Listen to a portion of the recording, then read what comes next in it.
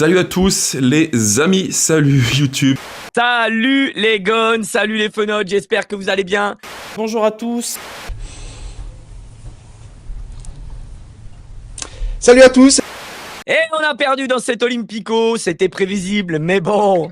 On va tout de suite évacuer la première mi-temps qui était vraiment insipide et qui nous a à moitié endormis. 3 expected goals pour l'OM, 1,75 pour Lyon, 19 tirs à 10. Le score est logique, le 3-2 est logique. Mine de rien, ce sont des équipes un peu emblématiques qui sont normalement parmi les rivaux du PSG.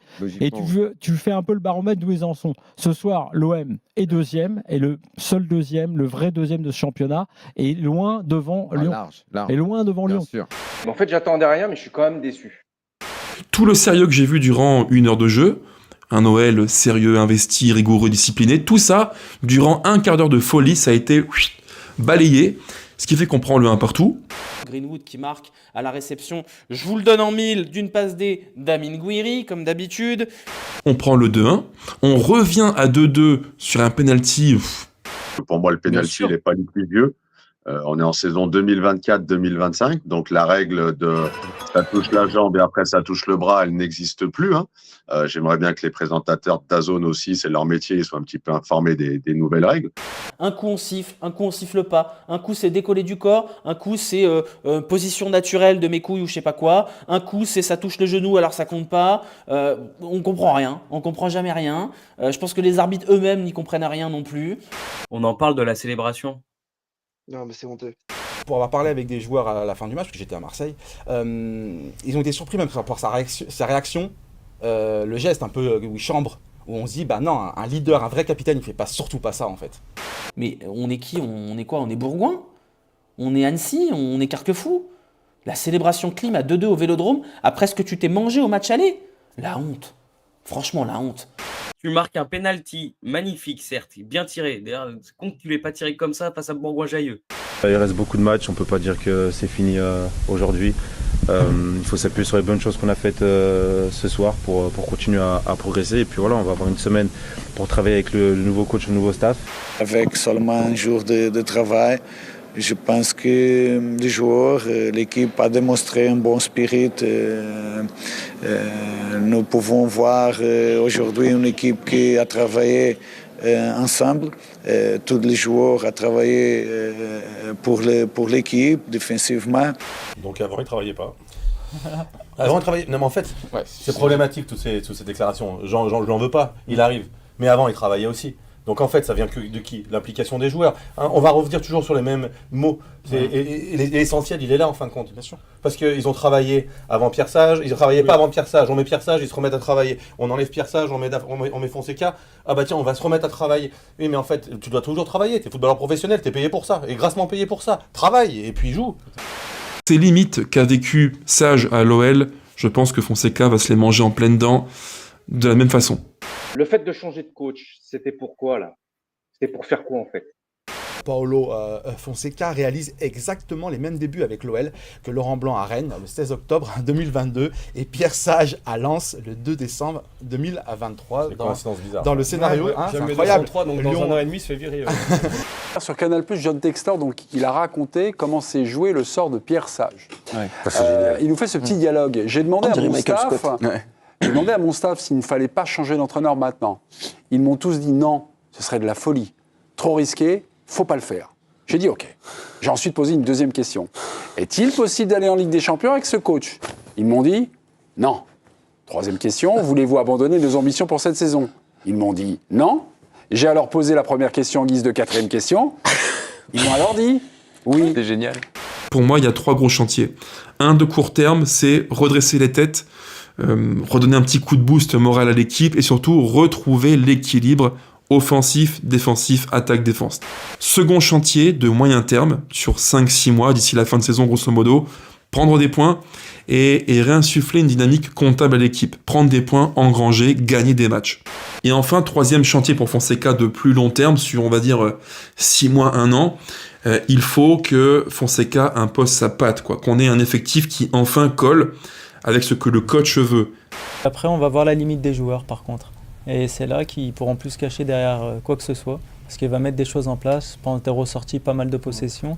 Et on va voir les joueurs capables de garder la balle. Et ceux qui ne pourront pas la garder, ben là, ils n'auront plus d'excuses, mais il faudra partir. Il reste 24 heures sur le mercato, le génie américain peut peut-être nous inventer des trucs, mais On en parlera de Lyon, autant je trouve que structurellement, quand tu vois l'effectif de Lyon, il y a plein de fois tu te dis c'est trop limité, il manque des choses. On a écouté le marché, il y a eu certaines opportunités qui ont été intéressantes pour nous. Il y avait des velléités de départ aussi, de certains qu'on a écoutés. Mais l'objectif depuis le départ, c'était garder vraiment le corps de l'équipe pour être compétitif. On veut absolument répondre à nos objectifs pour cette saison. Donc voilà, on a pu garder les joueurs qu'on voulait garder. Et les joueurs qui avaient un peu moins de temps de jeu, on a réussi à trouver des portes de sortie. Ryan Cherki va bien finir la saison à Lyon. On vous le racontait hier. John Textor a refusé une offre de 22,5 millions d'euros du Borussia Dortmund. Pourtant, ce montant correspondait à l'accord, au gentleman agreement qu'il y avait entre le joueur et le président. L'offre de Dortmund a été communiquée de manière irrespectueuse. Elle était bien inférieure à la valeur marchande du joueur. Elle est arrivée au mauvais moment. Cherki restera un élément important de notre équipe jusqu'à la fin de la saison 2024, donc 2025. Et Cherki avait rédigé un courrier avec ses avocats pour pousser Textor à accepter l'offre, la fameuse offre de Dortmund. Quelqu'un qui veut partir, qu'est-ce que vous voulez faire? Moi, j'aurais mis Noama Fofana, j'aurais mis Almada à gauche, parce qu'Almada, il a joué toute la saison à Botafogo à gauche, et j'aurais mis Molébé, et je me serais prié le bon Dieu de ne pas avoir de blessés. Voilà, c'est tout. Je ne garde pas quelqu'un qui ne veut pas rester. Si Cherki refuse l'offre, il a une clause de compensation et il prend 2,5 millions. Ah oui. Ce qui est quand même incroyable. Donc en fait, il avait intérêt à refuser l'offre à ce moment-là. Il était temps, enfin, l'Olympique lyonnais a gagné le foot. On a gagné 4-0. C'était important parce que ça faisait un moment qu'on ne gagnait pas. Oui, c'est une belle victoire. C'est une belle victoire. Le score est un peu flatteur, mais c'est une belle victoire. Ils ont gagné un match qui était facile sur le papier, mais les matchs faciles sur le papier, Lyon ces derniers temps, ils les ont pas gagnés. Donc je pense qu'on va retenir plutôt le positif parce qu'ils étaient en train de décrocher en plus au classement. Un OL qui jouait très haut, qui a confisqué le ballon pendant une grande partie de la rencontre et qui a ouvert le score par l'intermédiaire de son meilleur attaquant depuis le début de la saison. J'ai nommé Nicolas Tagliafico. Il a une importance capitale au-delà des performances, c'est le caractère qu'il a et son importance dans le vestiaire. Défensivement, quasiment impassable. Il met son petit but à la Gerd Müller, vraiment un très très bon match de Tagliafico. Tolisso, évidemment, parce qu'il nous fait un match De Bruynesque à la Kevin De Bruyne, vraiment un match complet, devant, derrière, projection, frappe, but de la tête. Que voulez-vous les amis? J'appelle pas ça numéro 10, c'est juste peut-être en compo on met numéro 10, mais j'occupe ce poste à gauche de numéro 8 haut. Après voilà, c'est à moi de faire des appels, d'essayer de me projeter dans la profondeur pour apporter justement cette profondeur à l'équipe, essayer d'être décisif. Tolisso, depuis ce début de saison, heureusement qu'il ne s'appelle pas Tolissinho, Tolis Almada, parce que ce qui fait Tolisso, c'est un joueur à 60 millions. Il a un niveau, c'est une masterclass, mais une masterclass. J'avoue que je faisais partie de ceux qui le critiquaient en début de saison parce que franchement j'étais affolé par son faible niveau, techniquement, ce qu'il donnait. Et là, j'arrive à dire que vraiment il mérite sa place chez les Bleus, donc je suis pour. Parce que dans l'engagement, dans l'agressivité, dans ce qu'il dégage aux autres, à son équipe, on a envie de le suivre. Dans tout ce qu'il fait, je trouve que c'est un meneur. Le Stade de Reims, par l'intermédiaire de son cher président que nous adorons tous, avait déposé une réserve contre le recrutement de Almada. Voilà, c'est la mode. Quand on veut bien montrer à Nasser qu'on est un bon toutou, on dépose une réserve. Toulouse l'avait fait, mais Toulouse a été débouté par la commission des compétitions de la Ligue. Donc là, c'est Reims qui le fait, ça va donner le même résultat. Donc c'est un peu ridicule. Oui. Ridicule jusqu'au bout. On embrasse Monsieur Caillot, Jean-Pierre Caillot. Gros bisous Jean-Pierre. Allez, on parle toujours de ballon et de foot. On a vu quand même que Almada, c'est... franchement, j'ai l'impression que c'est un vrai bon joueur. Il y a un truc intéressant dans ce joueur, il y a vraiment le stéréotype de l'Argentin, le côté vraiment la vista, quoi. Je suis amoureux de Thiago Almada, c'est comme ça. C'est le foot, c'est mon foot. Ces joueurs qui prennent le ballon, qui sont inspirés, qui créent de la magie balle au pied. Almada, la nouvelle Armada. Je vais rester poli, les amis, mais j'ai une érection. Ouais, voilà, c'est pas bon, mais j'ai une demi-molle. Voilà, c'est tout, c'est comme ça, c'est le foot que j'aime. Certains malveillants me feront encore un petit hors contexte Mika YouTube, c'est sûr et certain, je m'y prépare. Mais bon, c'est pas grave, c'est comme ça. Donc je suis très curieux de le voir associé à Cherki, puisque théoriquement, on sait que c'est pas deux joueurs qui sont programmés pour jouer ensemble. Pour moi, Cherki, d'accord, je suis satisfait. Mais franchement, je reste un peu sur ma faim sur par exemple sur la première période où il doit être un peu plus généreux sur les efforts. Il lâche beaucoup trop. Contrairement à Noama qui revient aider la défense, Cherki c'est vraiment limité dans ses courses. Vraiment, mais vraiment limité. En fait, quand tu es un joueur de très haut niveau, tu te dois d'être à 100% tout le temps et d'être efficace, être juste dans ton jeu. Tu peux pas être suffisant, tu peux pas prendre les autres de haut. Reims sont bien moins bons que lui, on le sait très bien. Sauf que justement, joue à ton meilleur niveau pour montrer que tu as une classe ou deux de plus que ces joueurs-là. Et sois-le tout le temps. C'est ça qui va faire que tu vas aller dans un grand club. Le match de Ryan Cherki ce soir, il est très loin d'être exceptionnel dans la durée du match. Mais si un match pas exceptionnel de Ryan Cherki, ça donne 2 passes D, une avant-dernière passe décisive et un but, bah ok. Fais tout le déchet que tu veux, mon grand, on te pardonne. Les 2,5 millions de sa prime, on aurait pu changer la pelouse. Elle va être changée, la pelouse. Ça va, donc il y avait le budget pour les deux. Parfait, la du pelouse coup. sera changée. Il y a de l'argent à l'OL, ça fait plaisir. Je sais pas si c'est une bonne nouvelle, mais elle sera changée, toute neuve, pour la réception du Paris Saint-Germain. Le diffuseur DAZN menacerait de ne pas payer... L'émotion le saisit. Pardon, un chat dans la gorge. Menacerait de ne pas payer partiellement au moins une échéance qui là doit tomber dans cette semaine, dans les jours qui viennent. Le 15 février précisément. On en parle après. T'as des a priori, comme les personnes quand je suis arrivé au FC Nantes ont eu des a priori sur moi, ce qui est normal. Bien sûr. Mais en une discussion, les a priori c'était fini, il n'y en avait plus. Non, franchement, parce que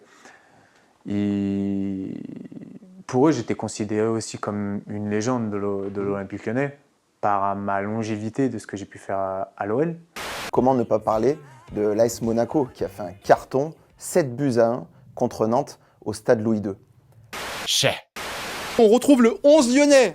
Débrief du match entre Montpellier, le club de Monsieur Nicolin qu'on embrasse, lui qui pourra ce soir manger un bon restaurant à 30 €. C'est terminé pour la 2e fois consécutive. L'OL marque 4 buts et confirme sa belle victoire contre Reims. Après une première période ratée, l'OL a montré un tout autre visage en seconde période et s'impose 4-1. C'est pas anodin quand tu mets 5 buts, 7 buts et ce soir 4 buts à l'extérieur. Donc Lyon qui avait des difficultés récemment, qui est en train de se retrouver, on l'a vu, et là offensivement qui marque, honnêtement c'est un match important pour la saison de Lyon, on l'a dit, pour le haut du classement. On va pas atténuer la performance lyonnaise, mais en réalité si, il le faut, parce que autant contre Reims c'était une prestation aboutie, pleine, avec une grosse domination et ça se voyait dans les stats, autant ce soir contre Montpellier, il faut quand même être honnête et dire que l'OL a gagné ce match parce que la seconde mi-temps de Montpellier est quand même d'une extrême faiblesse. Combien d'exige goal pour l'OL ? C'est dégueulasse. Voilà, on est à 0,95. À partir du moment où on a marqué, l'OL a été acculé dans sa surface pendant 20 minutes, une demi-heure. On a eu du mal à ressortir les ballons, que dès l'instant on a joué à plus de 2 touches de balle, c'était compliqué, et que cet OL-là est très perfectible. Au cours du match, Matic, Tolisso, Tessman, les 3, ont perdu 100% de leur duel. Je pense qu'on a bien démarré la rencontre, mais après on a fait des choses dénuées d'intensité. C'est ce qu'on disait. On a joué trop bas. On s'est donc dit les choses à la mi-temps, il fallait être plus rapide, plus agressif, avec et sans ballon. Notre seconde période, et on a vite vu le résultat, a vraiment été magnifique. Il y a eu des changements un peu en masse, 70e. Et bam, qu'est-ce qui tombe dessus? Almada, Fofana, Lacazette, ça fait mal. Donc on a compris quoi? Que Cherki et Almada ne peuvent pas jouer les deux ensemble? Donc c'est l'un après l'autre, on considère qu'ils ont le même profil, la même façon d'évoluer, qu'en gros c'est le milieu de terrain. Dans ce système-là, ouais. Voilà, donc c'est l'un qui prend le relais de l'autre, on le prépare pour l'année prochaine parce que Cherki va s'en aller. Même chose avec Mikotadze et Lacazette. Avant, c'était Mikotadze qui rentrait à la place de Lacazette. Non, c'est l'inverse. Fonseca, à l'AC Milan, quand même, il a géré des égos. Il a géré des stars, entre guillemets.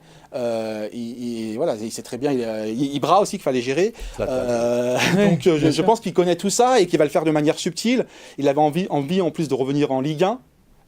Donc il ne va pas faire cadeau aux joueurs qui se comportent mal avec lui. Je pense qu'il n'a pas encore son 11. Il a peut-être son 11 des forces du moment. Tolisso est en train de s'installer derrière l'attaquant. Ça aussi, c'est une nouveauté. Donc là, il s'est quand même passé des choses depuis que Fonseca a pris l'équipe, c'est vrai. Une chose qui est vraiment frappante là, c'est que sous Fonseca, nos attaquants marquent. Il y a un truc, moi, qui m'a interpellé, c'est la gestuelle de Lacazette. Et je pense que quand vous connaissez un peu l'OL depuis longtemps, quand vous connaissez Alexandre Lacazette, vous pouvez voir assez rapidement si c'est un bon ou un mauvais match d'Alexandre Lacazette très vite dans la gestuelle. Et je l'ai trouvé agile, fluide dans sa gestuelle, Alexandre Lacazette. Est-ce que ça serait pas l'image de la soirée? Pour ceux qui ont la ref. Qu'est-ce que j'aime bien les gardiens qui ont des casquettes. Qu'est-ce que ça a comme flow quand même. Il a des grandes qualités, donc moi j'apprécie, il est très souvent décisif. Après, il a un côté gauche qui est très perfectible. Il a des sorties aériennes qui peuvent être mieux maîtrisées, surtout par sa grande taille. Pour moi, il a la morphologie pour pouvoir faire de très belles sorties aériennes. Et après, son jeu au pied est très irrégulier. Il y a des matchs où il va être très bon, il y a des matchs où il va être catastrophique. Une chose est sûre, on avait dit qu'il fallait absolument faire 6 sur 6 lors de ces matchs contre Reims et Montpellier. L'Olympique Lyonnais a fait 6 sur 6 et peut se permettre de voir le match contre le PSG dimanche prochain avec un peu moins de peur. Dis-toi que t'as aucune chance, mais sur un malentendu, on sait jamais. Est-ce qu'il faut renommer la Ligue de football professionnel la Ligue de football amateur, mes amis? We're running out of time. Maybe somebody other than Nasser should talk. Nasser, you're being a bully. John, stop talking. You don't understand anything. You are from, I don't know, Cabo, right. You're coming, I don't know where, and you're talking to us. I don't understand anything. Vincent, Jean-Pierre, je sors de cet appel. Je sors de cet appel parce que Louis vraiment me fâché. Allez-y les toutous. Allez bouffer l'américain. Allez. Non mais c'est incroyable. Mais Vincent Labrune ne sert à rien, mais c'est même pas que c'est un laquais. Il est en dessous. Lui, c'est quoi en dessous du laquais? C'est quoi en dessous du laquais? Il y a quoi en dessous? Le domestique, c'est quoi? Je sais même pas.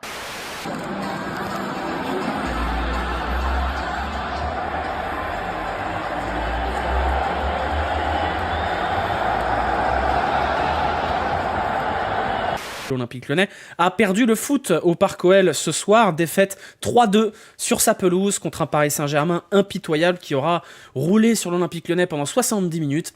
Je trouve qu'on a manqué d'idées sur cette première mi-temps, on a manqué d'initiative, on a beaucoup joué pour ne pas prendre de but, pour préserver le score et je trouvais qu'on avait mis en place un schéma très défensif. On n'a pas l'effectif aujourd'hui pour vraiment rivaliser avec le PSG. Par contre, on pouvait pas gagner ce match, on pouvait pas le gagner. Mais on a fait un match où on a fait une belle prestation et où je trouve que dans l'ensemble, surtout, il y a des choses très positives. Parce que tu as vu un Mikotadze Kaladal, tu as vu un Almada qui est très bon. Et du coup, là, pour d'autres matchs, là, tu pourras faire les changements que tu veux, notamment en Europe. Donc je pense pas que Lyon va en tirer beaucoup de conclusions, si ce n'est que dans son système préférentiel, il ne faut pas mettre Cherki dans cette position-là. A priori, ça, je pense que... Attention, parce que le problème de Cherki, c'est que ça devient systématique, c'est que tu ne lui trouves plus jamais de position. La rentrée de Mikotadze avec Alexandre Lacazette qui était un point d'ancrage et qui a posé des problèmes aux défenseurs centraux parisiens, avec Almada qui a apporté son allant, qui a trouvé... j'ai trouvé qu'ils ont dynamisé le jeu, Lacazette, Almada et Mikotadze ont dynamisé l'attaque lyonnaise. Faut dire aussi la vérité, c'est que ces changements, lorsqu'on est rentré, lorsqu'on a fait le changement de l'Olympique Lyonnais, ont été plus fluides, mais il y a aussi les changements de Paris. Aussi, parce qu'ils ont enlevé Dembélé. Ils mettent 2-0. Ils mettent 2-0, ils ont plus besoin d'attaquer comme des fous. Voilà, ils attaquaient plus et c'était beaucoup plus simple pour nous.